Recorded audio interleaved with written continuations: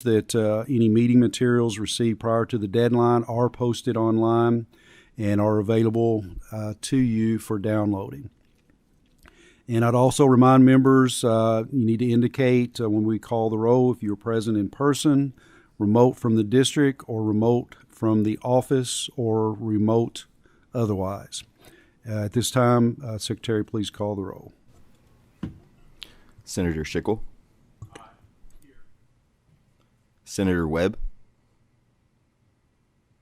Senator Westerfield.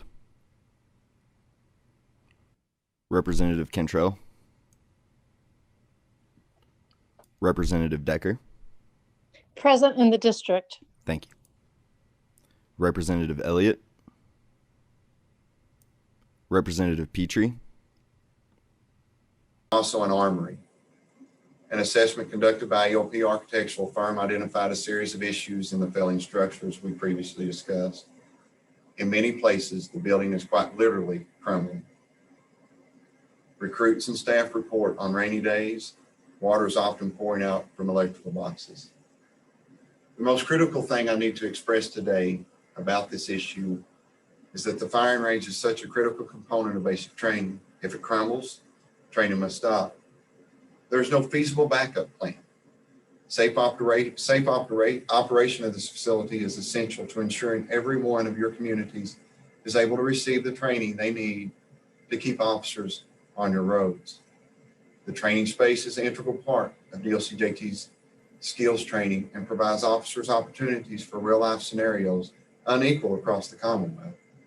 Officers have the opportunity to learn and practice de-escalation and interpersonal skills, critical decision-making under stress, alternate response to potential deadly force encounters, team tactics, and less lethal response, skills that are being demanded by our communities for interactions with law enforcement. McKinney Skills Firing Range is in such disrepair that it's at risk of catastrophic failure, according to a recent inspection. We mentioned that at our last presentation. There were numerous safety hazards noted too, according to ELP architectural firm. As I said before, if DLCJT experiences a period of time with no firearms range, either because McKinney Skills Range fails prior to completion of a replacement, or during extensive repairs to McKinney, the agency will be unable to conduct legislatively mandated basic training curriculum. Any stop to the training because of the condition of building could delay officers getting on the streets. The most important things we train with is our ability to connect with another human being and connect with and de-escalate a situation, to bring a situation down calmly to some resolve in the hopes, the very prayerful hopes, that we never have to use those firearms. This facility is an essential part of that de-escalation training. Lastly, I want to share some recent recruit survey comments that were forwarded to me as the Assistant Director of the Administrative Division. I found these rather concerning. These are comments from police officers across the state who have walked and used our firing range. And I'm not altering these in any way, and these are not my words. These are words of our officers. The range is in poor shape. It is a safety hazard. Another one quoted and wrote, on a rainy day, we had water coming out of electrical boxes. These classes may be some of the most important ones we rely on. Range needs updated.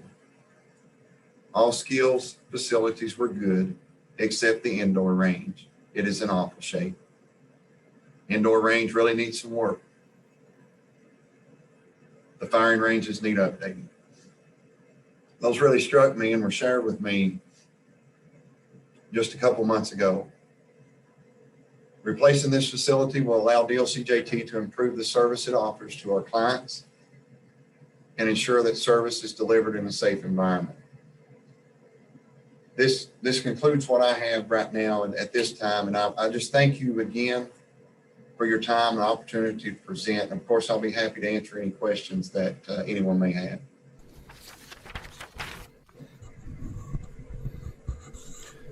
Kevin, thank you for the information. Let's focus strictly on the health of the fund.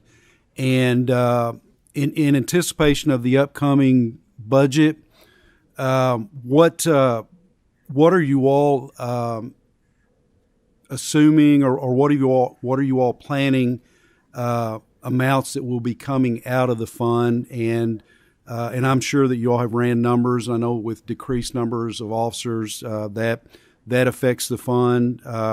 With the proposed increase in the stipend, what will be the net impact of that? With the assuming that there are funds out of CLEF for the firing range, where will we be at the end of the budget with the health of the fund itself? Sure. Very good question, and I'll start with the impact of, and if I can have a moment to turn to the page. I'll start with the impact to the stipend increase of the $600. And I'll say before I get into that, since 2009, I mentioned when I became the state or the agency's budget director, I like to study numbers. And I've studied these numbers and reviewed them for a number of years now. And I say that to before I get into some of these other numbers, just to give it a little bit of validity. Now, these are something I've been looking at for a long time, something that I like studying. The $600 stipend increase comes at a price tag of around $7,475,200. Again, that's $7,475,200, and that also includes the associated fringe benefits, which we also calculated. If we go on to the firing range, just to jump to it quickly, while I've got the numbers here in front of me, the debt service for the new firing range, we're estimating at an amount of $2,057,000. That is if we, we work with the budget office and in determining how to best fund that. But if that were to be funded by bonds, agency bonds, that would be the approximate and the estimated debt service payment that we're estimating on a 20-year bond. The operating cost associated with that, if I can have just a moment, I'll grab that too, because that would begin in year 2 of the biennium, provided or begin in the year after it's constructed and we begin operating the building.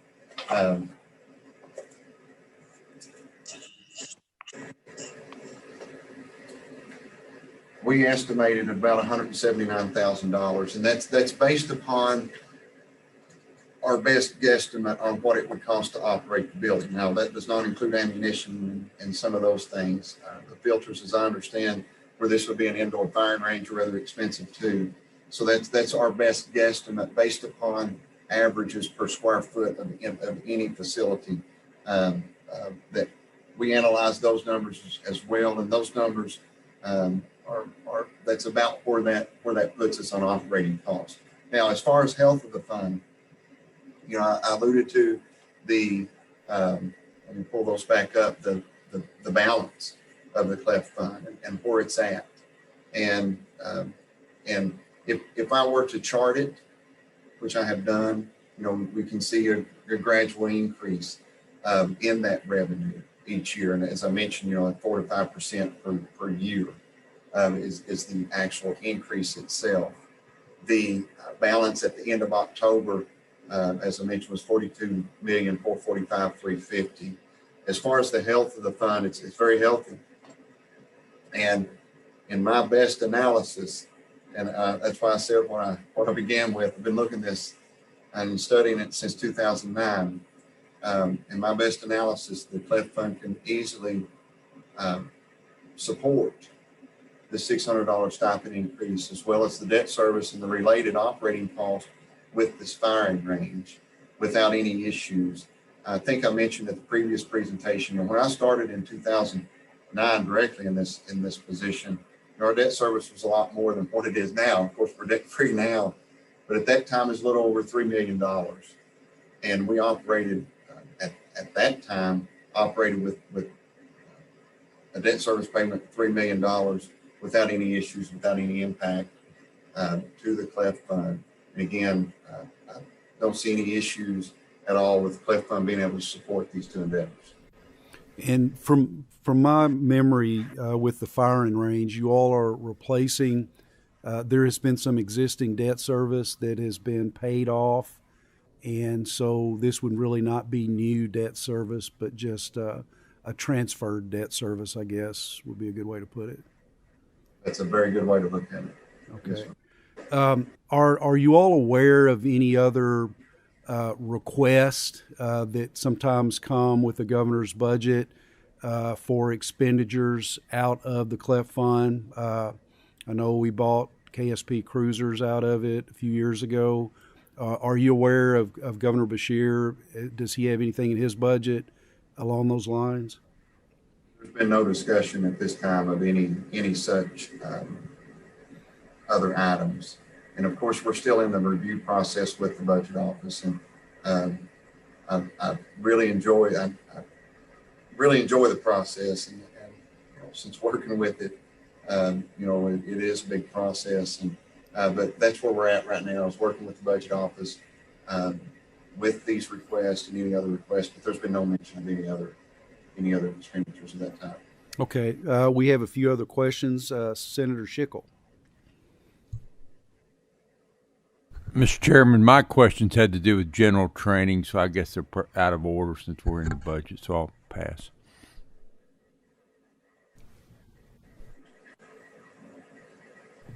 Representative Nemes. Thank you. I got a couple questions. One is, I know you don't train every law enforcement agency in the state, including LMPD, but are the LMPD officers and the other officers that are not trained by your office, they receive CLEP funds, is that correct? Yes, sir, that's correct. Okay. You mentioned Governor Beshear a number of times. I want to agree that I'm glad that he's made this request. It's the same request that Governor Bevin made a few times with respect to the firing range, so I think the legislature needs to do it. There is a difference now than there has been before, and that is we have billions in federal dollars that we didn't have before. I think we need to not saddle the CLEP fund with constructing the firing range. That needs to come out of other federal dollars. I think we should try to get the CLEP fund back to what it was originally designed to do. If it is healthy, and it is, then we need to increase the stipend to police officers rather than use this fund, which was designed to go to police officers' paychecks to keep them, to retain them, to attract them and retain them.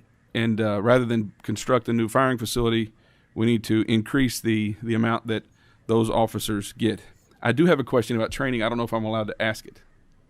Okay, so my question about training is, you brought up school resource officers. Is the training for school resource officers specialized in any way? Is it different? Can you tell me a little bit about school resource officers training? I apologize. I can't speak directly about that type of training where I'm in administration and don't deal directly with training, but we can certainly get that information and send it to you if that would be okay. I'd appreciate that. I'd ask for the particulars about the training, and then the anything that your office has that would suggest that those school resource officers are successful in protecting our schools. Thank you, Mr. Chairman. I agree with you about the use of the funds. We really have to be careful about that, and we've been headed down that path for a while, to where we keep expanding the uses.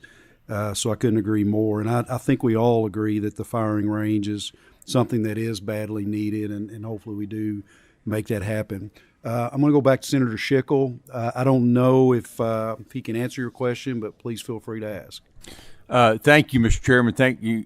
Thank you for allowing me to ask a question or two about training, because it's something that interests me very much. Commissioner, good to see you. I'm a graduate of your school, class number 67, a long, long time ago. I am receiving a lot of feedback from my local officials about police training, and one of the things that I believe has happened is I know from being involved in the training years ago, there's kind of a contest among states to who can have the best training, and we a lot of times equate length of time with quality of training. So over the years, we've gone from 10 weeks to 20 weeks.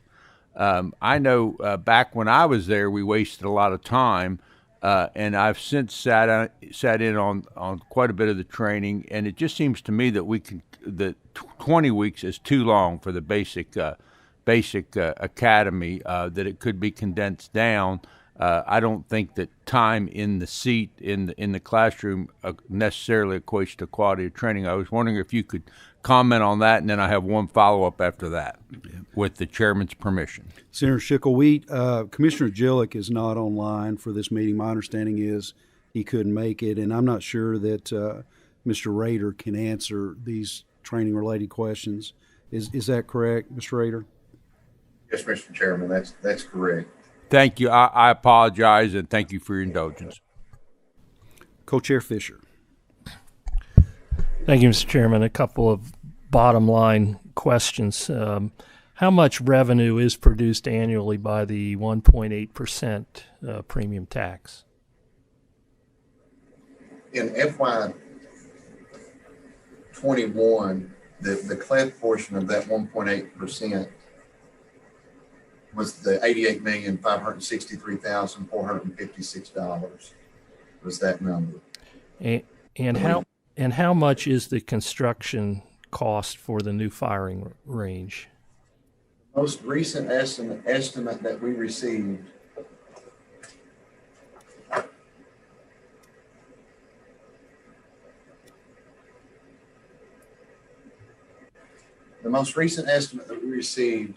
was $28,535,900.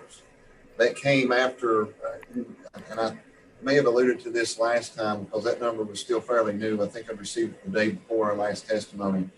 That of course building costs have skyrocketed, and we worked with EOP, the architectural firm, to obtain that number, and that is the number that we built into the budget for construction of this new indoor range. It's $28,535,900. So assuming if inflation continues the way it is, it'll be about at least $30 million probably by the time the bonds are let. So if we do it by bonds, but if we pay by cash out of federal funds, we'd probably be saving $10 million in interest payments, since you said it's $2 million a year for 20 years bonds, but it would be approximately $38 million if we paid cash directly. Is that my understanding? Yes, that's my understanding as well. That's our calculations. Very good point. Thank you. Okay, Kevin, I have one final question. In the statutorily with the cleft fund, what are the metrics that kick in and increase in the tax rate? And my understanding was that the healthier the fund gets, the lower that rate gets. It is adjusted on occasion, and it's been a while since I've looked at this. So is that accurate, or maybe close to accurate? I apologize that I'm not able to directly answer the question, since we're not involved directly with that. So I'm not sure exactly the metrics, other than obviously as we do the biennial budget process and work with the budget office, we study and look at, can the fund sustain it? And I know that the Department of Finance distributes those funds. And I think it's maybe perhaps a collective effort with the General Assembly in that. But I can't speak directly to that. I'm not exactly familiar with that, of that process, other than, just overseeing it once it's put into the platform. Yeah. Zach, do you remember how that's set up with the fund? I know it should be based on population, and should be the need of the number of officers that are projected. It's the same thing. Okay, so there's not an automatic decrease in the rate if the fund reaches a certain level of I think that there's asset. legislation that says the General Assembly would set. Okay. The change, because in the past it was kind of alluded to an upward movement. It was that law department did. Okay. Like you said, that the statute wasn't clear, and it doesn't provide a clear mechanism for accounting. Okay. All right, very good. Do we have any other questions? Anyone online? remotely that has a question. Speak now or forever hold your peace.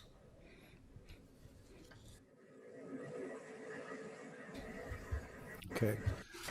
Kevin, I don't think we have any other questions. Thank you so much for the information, and I have no doubts this is something that will be discussed thoroughly as the session starts, and we do try to determine where the funding will come from for the firing range. And I have to agree with my colleagues that we really do need to try to find the federal dollars to maybe get it and pay it off to save the taxpayers some money. Thank you again for the presentation, and I'm sure we will speak again soon. Okay, next item on the agenda is an update on the emergency radio replacement system. And I'm not sure who we have here from KSP. We have scheduled Lieutenant Colonel Larry Newton and then Brandon Marshall. And are both of you all here? Yes, Senator, we are. Very good. Colonel, please state your name for the record, and you all have the floor, sir. Thank you, Senator. Good morning. My name is Larry Newton. I'm the Lieutenant Colonel for the Kentucky State Police with the Office of Technical Services. Also with me today is Mr. Brandon Marshall. I'll let him introduce himself.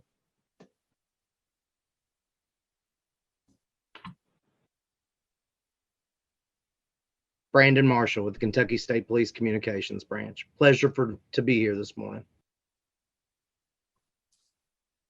All right, today I would like to update everyone on the radio system replacement in regards to the project we have going on. I would like to begin today by thanking the Governor's Office, the Justice and Public Safety Cabinet, as well as this Justice and Judiciary Committee for all your continued support and the opportunity to update you on the KSP radio system replacement project.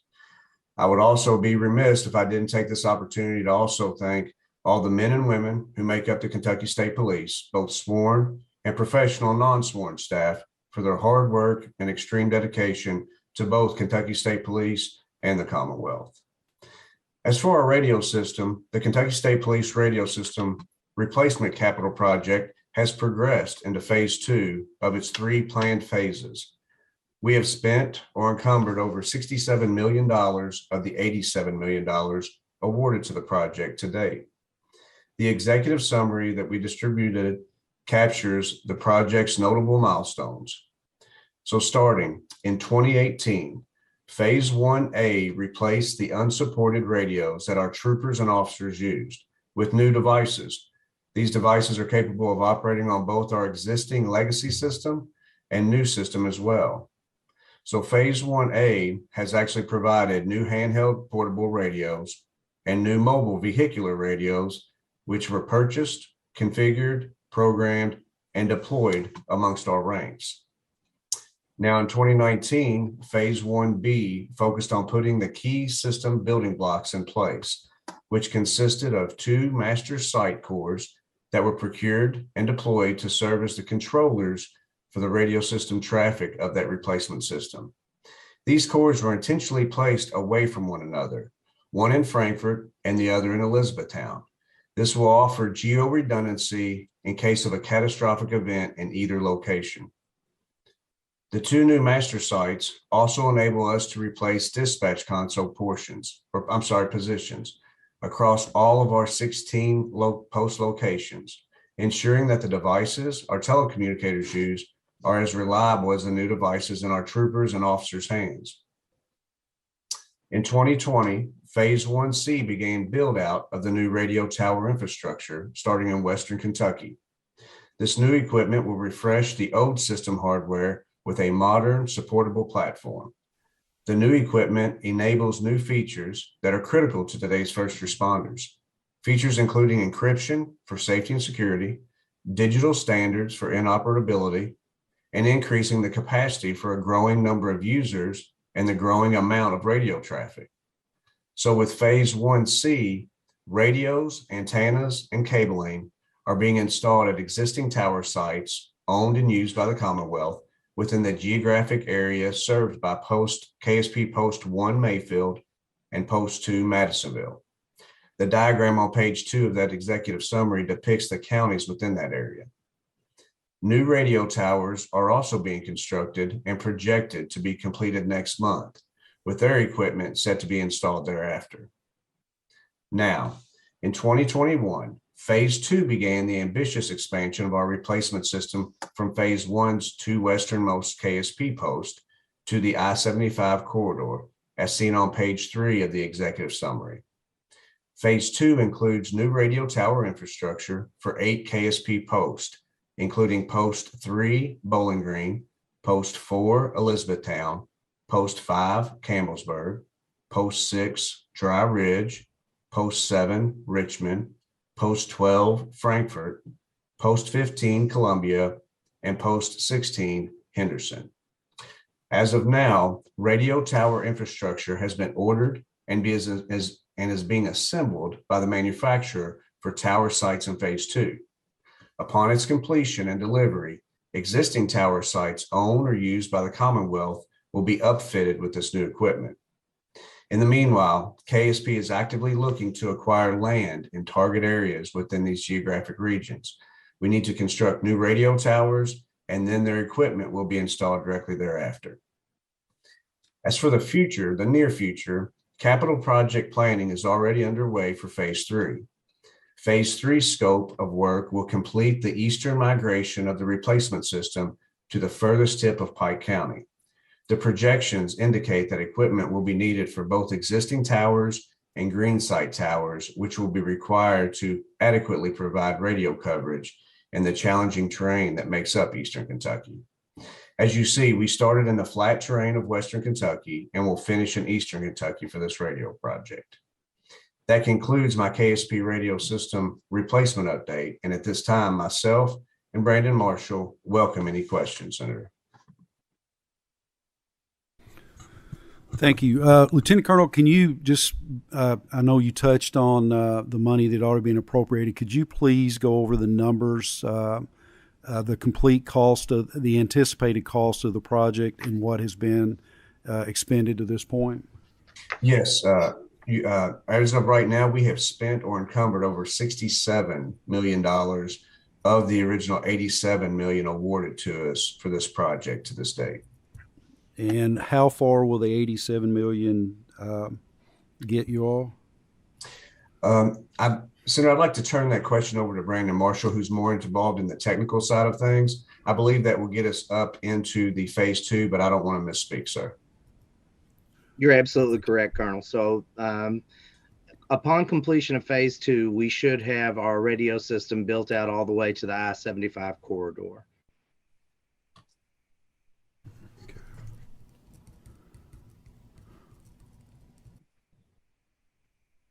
And what is the anticipated cost to complete the project?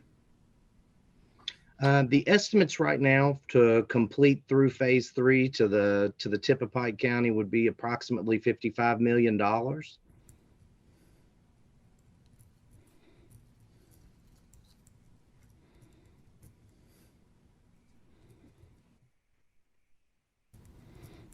Okay, and kind of off the wall question, as you all are constructing these towers, has there been any ability to utilize existing towers, cell phone towers, anything of that nature to help cut the budget? Love to address that. So we are reusing existing towers that the Commonwealth already own. So Q's towers, KET towers, any asset that the Commonwealth already has, we're attempting to reuse those, obviously because it's financially prudent to do so. We are having to add additional sites in order to fill in coverage gaps. With those sites, those greenfield sites, we've chosen to use a lease of an existing cell phone tower as a last resort. And for us, it's really about controlling the long-term sustainment cost of the system. So if you've got a monthly fee or a monthly lease on a cell phone tower, that's really not something that should be covered in our mind with capital project funding. So we're attempting to partner with local and state agencies who have been very gracious, by the way, in the Western Kentucky region, sir, Ballard County, Webster County, Trigg County have all given us $0 50-year leases in order to build tower sites on their property to expand this radio system and coverage for their area. Very good. I think we have some other questions. Representative Nemus. Thank you, Mr. Chairman. I want to thank you for your presentation, gentlemen. This is something that we've been working on for a long time. I know the first Beshear administration requested it. This is now the second biennium. The Bevin administration actually got this done, and then this is the second phase out of 3. And so this is something that unifies both parties over multiple administrations. I'd ask the question similar to what we're talking about with CLEP funds. I know there will be some recurring costs, obviously, but there will be a large one-time expenditure to upgrade these systems. And do we know if they're eligible to be used from the federal dollars? I know we want to get all the glitzy and glamorous things out of the federal dollars, but this is the type of thing we should be spending this money on. And so, is it possible to use federal dollars to do phase 2 and perhaps phase 3 of the radio system upgrade? Representative, I'm sorry. We're actually looking at numerous federal options for those federal dollars. So that is definitely something we are looking into to see if that can offset the funding that would be needed from the Commonwealth. Good, thank you. And I have a question about the system. I understand in Northern Kentucky and maybe other places that the signal is scrambled. Is that something that we're going statewide with? Is that state of the art for security measures? Do I have my information wrong? Can you tell me anything about the signal being scrambled in Northern Kentucky and what that means for the rest of the state? Representative, I'll let Brandon hit on that encryption. So the scrambling that you're referring to is what we call encryption in the industry. And encryption is, in my mind, critical for all public safety and all first responders. What encryption does is it does not allow the average general public to scan and or listen to the radio traffic that first responders use. And why is that so important? So for us, just a few years ago, we had a trooper who lost their life in the line of duty. And while he was on his radio and having his last call and asking for help, that traffic was being monitored and rebroadcast on Facebook. That's inexcusable. There's better ways, there's better technology. And we want to ensure that that never happens again. No parent or wife or husband or spouse of a first responder should ever get that type of notification on Facebook or hear their loved one's last call. Thank you. In our new system, we'll do the encryption statewide, I suppose. Yes, sir. Absolutely. And that is still recorded at headquarters for if it's needed for investigatory purposes down the line, I suppose. Correct? Absolutely, sir. Okay. Thank you. Thank you, Mr. Chairman. And I remember the days when it was very concerning when you were going to burglaries, robberies, and you knew that 9 times out of 10 they had a scanner, and they knew exactly when you arrived. So that's good that the system is capable of doing that. Brandon, can you talk a little bit about with the municipal and county agencies and how we are making progress towards interoperability with those systems? And I know with the 911 Services Board that there are efforts to standardize systems throughout the state. Is KSP helping to monitor that? Are there guidelines in place on what equipment they are to use to ensure the communications? Yes, sir. So actually, there already are standards in place. So the federal government really lays down standards. And for radio, what you're probably referring to is P25 or Project 25 digital standards. This is what the federal government uses, and this is what they recommend that all public safety uses as well. So that if and when the federal government comes to aid you, you'll be able to talk to them and they'll be able to talk to you because you'll have radios that speak the same digital language, if you will. So standardized technologies are kind of a passion of mine, and we do attempt to follow standards. We also attempt to go out and talk to those local agencies and attempt to guide them and steer them in the right direction. The majority of these local agencies that we deal with across the state don't have their own technical person and or group. So we recognize that we're very fortunate in that we do have an entire technical services division, and we try to take our knowledge and our paid personnel that have this knowledge and do this research and allow them to go out into the locals and talk with them and ensure that they know that they've at least heard the messages about using standardized technology and how that benefits them and how it keeps us all where we can talk to one another. So standardized technology really became a huge issue post 9/11 regarding what went on there at the World Trade Center. So many first responders from all different regions across the city all responded to the same place at the same time. And because it was so early in the digital standard for radio, a lot of them didn't have P25 or the federal standard. They bought what their vendor sold them, and what their vendor told them was going to be good for them and was going to work for them and was going to be cost effective. And it probably cost a lot of lives that day where that people could not talk to one another. You may not be able to answer this, but across the Commonwealth, do you know how many PSAPs we have today? And is KSP starting to absorb more of the dispatch for local agencies? So I really didn't come prepared to talk about as far as the PSAPs or the public safety answering points. And I don't have that number off the top of my head as far as how many there are across the state. 911 by law, by statute, by definition is a local issue. And should be handled by the local government that takes those calls and receives those funding. The Kentucky State Police only steps in and answers 911 calls when a PSAP or a local entity cannot, kind of as a failover or a secondary backup point. Or there are some counties that have decided that it's not cost effective for them and they can't provide that service adequately and they contract that service to us. So.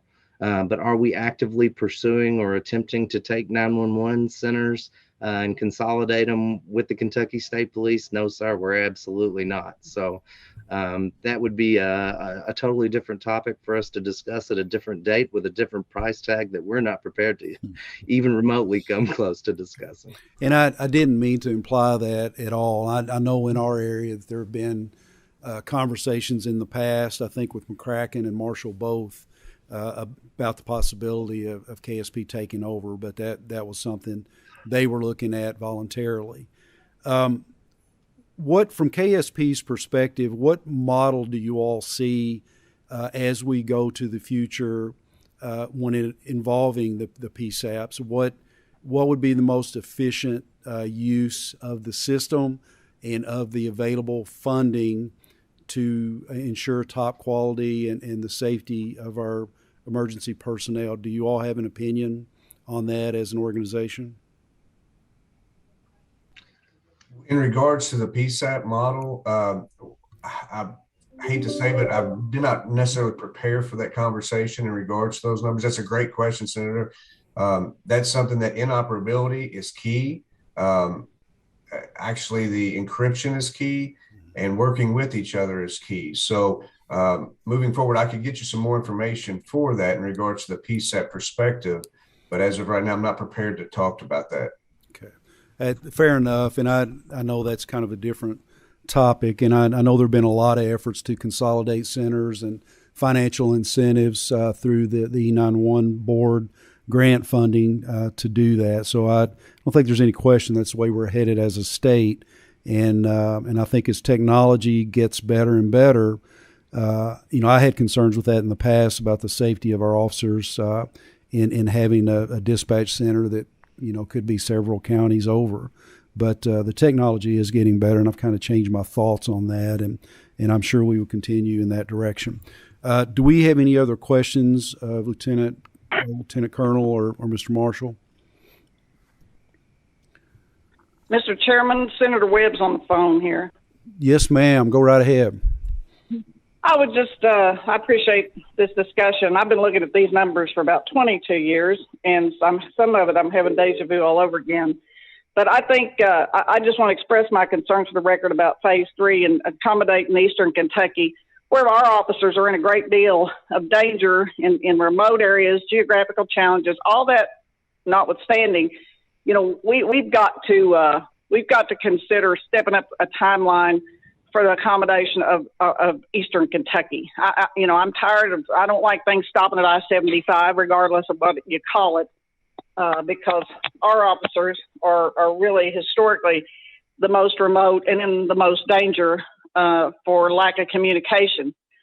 So I want to state that, encourage everybody to do everything they can to provide some equity for those individuals that choose to work, or, you know, the citizens of East Kentucky, or are assigned to East Kentucky, sometimes maybe as a punishment. But anyway, that for the record, that's what I want to say about that. And then secondly, I'd like to know more about the encryption, because I think we don't want anything, I've had KSP officers very near and dear to me. I would not want to go through what that family did. However, you have to balance the citizen's right to know and agency transparency with a rational, equal-handed approach. So I would like to know more about the encryption, the anticipated application of the encryption, and I think that might be a topic, Mr. Chairman, for a whole subsection in a committee meeting coming on, but if not this committee, in another committee of jurisdiction. So those are the two things. I appreciate the conversation, but I wanted to state those things as a longtime member of this committee. And like I said, sometimes it's deja vu all over again, especially in these communications issues. But I just hope we can accommodate and equalize throughout the state. Thank you. Mr. Chairman, Jennifer Decker on the line, representative, and would like to, don't have a question, but a comment. And that is that I always look forward to these committee meetings because I learn so much. As a new legislator, I am amazed at the information that is produced here. I always appreciate the reports and the excellent professionalism. Just thank you so much for handling this today and for all the information we got. Thank you. Thank you, Representative. Senator Webb, hopefully with federal dollars, if we can get maybe get those appropriated, we can get the project completed ahead of schedule, which would be great for entire state, and I think is crucial. So that I'm sure that's something we will look at during the session as we move forward with the budget. I'll help any way I can, Mr. Chairman. I appreciate that, ma'am. Lieutenant Colonel Newton, Mr. Marshall, thank you both so much for the presentation, and appreciate all your work on it. I know we've come a long way in this this process with this new system, and I don't know that the public really understands the value of what you all are doing in protecting not only our officers but our citizens. The technology is state of the art, and and I guess the main goal is to get it all installed before it's no longer state of the art, which can often be the case. But it's something we are committed to, and at this time, with all the federal dollars coming in, it would definitely be an appropriate use of those dollars. That's all we have on the agenda. Gentlemen, thank you so much. And this will be the last meeting of this committee for the interim, and I want to thank all the staff for their work in putting these meetings together, and appreciate all you all do. We, it seems we always get the credit, but the reality of it is you all are the ones that actually do all the hard work, and know that you are appreciated very much. And to all the members, thank you for your participation in this committee. I think some good topics, and I think it's the things that we have covered will be helpful when budget time comes and we're in meetings and trying to appropriate funding, and which has been the goal of this committee, to be more focused and try to actually come up with information that's going to benefit us as we move forward in the budgeting process. Unless anyone has any other comments, I will entertain a motion to adjourn. So moved. We stand adjourned.